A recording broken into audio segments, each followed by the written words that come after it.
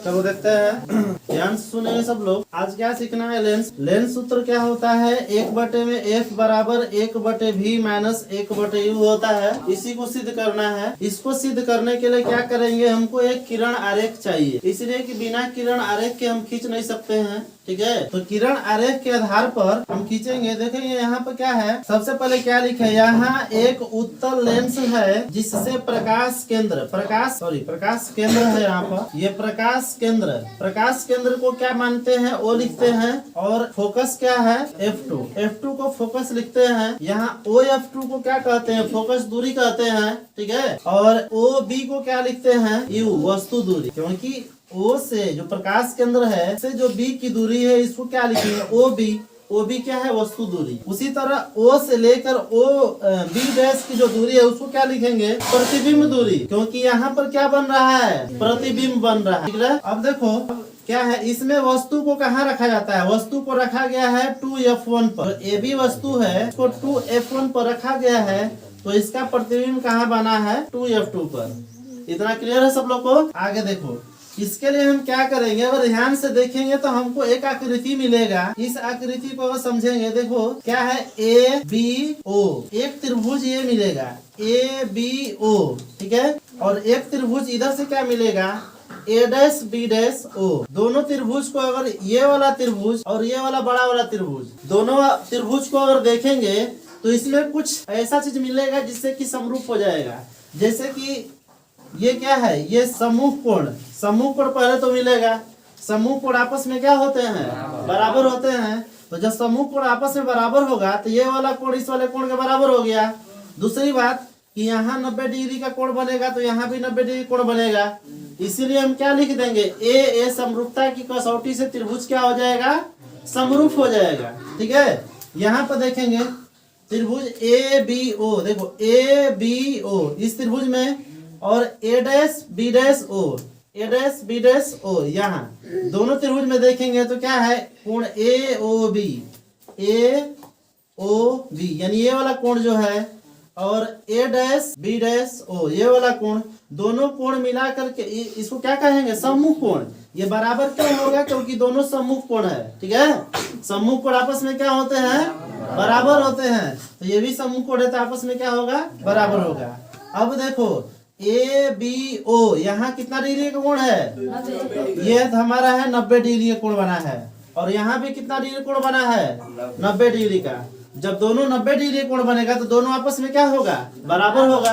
ठीक है, तो अब देखो, अब दो ठो कोण बराबर होता है तो हम 9th क्लास में ही पढ़े थे कि जब दो कोण बराबर होगा, किसी त्रिभुज के दो कोण भी अगर बराबर हो जाए तो ए समरूपता की कसौटी से क्या होता है? त्रिभुज जो क्या हो जाएगा? समरूप हो जाएगा। इसीलिए लिखे ए समरूपता की कसौटी से त्रिभुज ABO, यानी ABO त्रिभुज A', B', O ये त्रिभुज क्या हो जाएगा? समरूप हो जाएगा। जब त्रिभुज समरूप होगा तो ये भी बताए थे कि CPCT बताया था ना? CPCT से क्या होगा? जो इसका जो लंब होगा, इसके लंब के बटा में इसका लंब होगा, जो इसका आधार होगा, इसके आधार के बटे में इसका आधार होगा। ठीक है, इतना समझ में आ गया? तो इसीलिए क्या लिखे हैं? AB बटे में A', B', क्योंकि इसका लंब क्या है? AB, और इसका लंब क्या है? A', B'। तो ये दोनों एक अनुपात में हो गया। और ये जो आधार है OB जिसको कह सकते हैं, OB क्या है? आधार है। इधर का आधार क्या है? OB'। दोनों आधार क्या है? एक अनुपात में हो गया। आगे समझ में? इसको मान लिया क्या? समीकरण 1। इसी तरह अगर देखेंगे ध्यान से तो दो त्रिभुज और बन रहा है।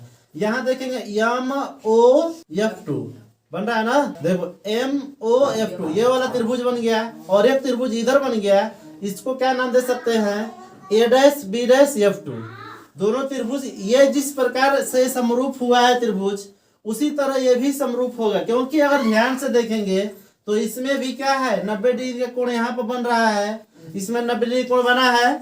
ये इसमें क्या है? ये वाला कोण इस कोण के क्या है? सम्मुख है। सम्मुख कोण से बराबर होगा कि नहीं? तो इसमें भी जस्ट वही भी तरीका अपनाएंगे ए समरूपता की कसौटी से, तो ये भी त्रिभुज क्या होगा? समरूप होगा। हम उतना लिखना जरूरत नहीं समझे हैं, क्योंकि फिर उतना लिखेंगे तो और ज्यादा लंबा होगा। उससे बढ़िया है कि लिख दिए इसी प्रकार जिस प्रकार ये त्रिभुज समरूप हुआ है उसी तरह ये भी त्रिभुज क्या होगा, समरूप होगा। जब त्रिभुज समरूप होगा तब क्या होगा, जैसे इसमें सीपी से क्या हुआ है ए बी बटे में ए डैश बी डैश, उसी तरह यहाँ भी क्या हो जाएगा, इसका जो लंब होगा उसके बटे में इसका लंब होगा। ठीक है, तो इसका लंब क्या है एम ओ, देखो एम ओ हो गया, अब बटे में इसका लंब क्या है ए डैश बी डैश, तो ए डैश बी डैश हो गया कि नहीं।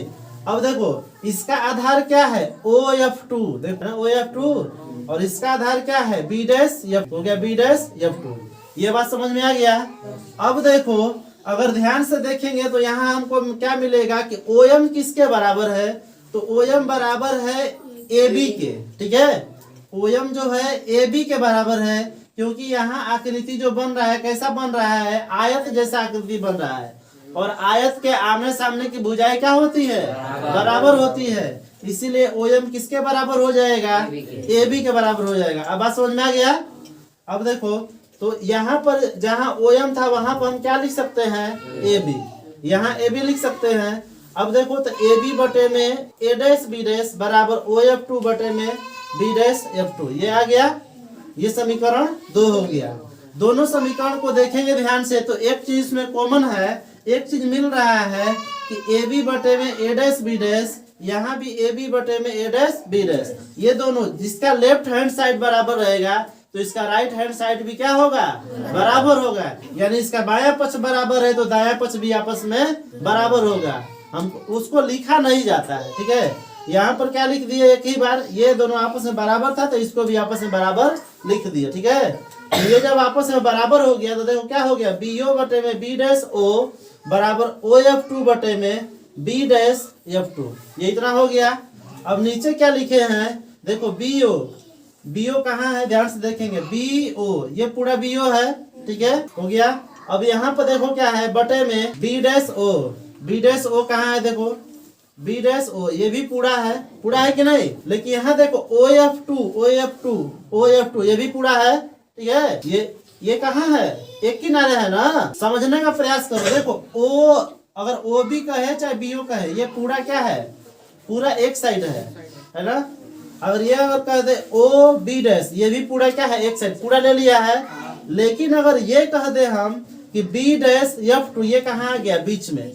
जब भी बीच में आएगा तो बोले थे क्या, घटा कर लिखेंगे, बताए थे ना कि जब बीच में आएगा जैसे बी डैश एफ टू, ये घटा, इसको क्या लिखे, घटा कर लिखे। देखो किसमें से घटाएंगे तो ये बचेगा कैसे, हमको इसको बचाना है ना, कैसे बचेगा, तो पूरा ओ बी डैश में से क्या घटा दिए, ओ एफ टू अगर घटा देंगे तो ये वाला क्या होगा, बच जाएगा।